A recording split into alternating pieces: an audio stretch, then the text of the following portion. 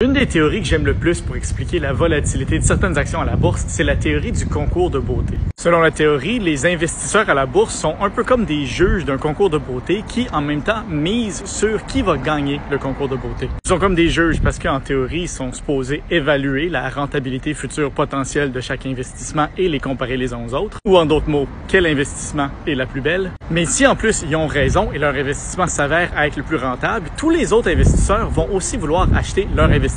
Alors c'est comme s'ils misaient sur le gagnant du concours de beauté. Un investisseur qui est conscient du phénomène pourrait essayer de maximiser ses chances en adoptant une stratégie où, au lieu d'essayer de déterminer laquelle des candidates est la plus belle, il essaie plutôt de déterminer laquelle des candidates tous les autres juges vont trouver la plus belle. C'est une stratégie qui a des bonnes chances d'être payante, alors c'est probable que plus qu'un juge, peut-être même tous les juges vont adopter la même stratégie. Ce qui fait qu'éventuellement, la candidate qui risque de gagner, ça sera pas la candidate que les juges trouvent la plus belle, mais la candidate que chaque juge pense que tous les autres juges vont trouver la plus belle. Et de là, un juge pourrait prendre encore un autre pas de recul et se demander quelle candidate que tous les autres juges pensent que tous les autres juges pensent va être la plus belle. On en vient éventuellement à un concours de beauté où la beauté réelle des candidates a absolument rien à voir avec laquelle va gagner. C'est juste une question de qu'est-ce que les juges pensent les uns des autres. C'est aussi évidemment très instable. Un tout petit changement dans l'attitude de même quelques juges va se multiplier sur lui-même plusieurs fois pour complètement changer le résultat. Même si c'est exactement les mêmes candidates qui sont pas plus ou moins belles qu'avant. Alors, si vous avez à faire des investissements, demandez-vous toujours,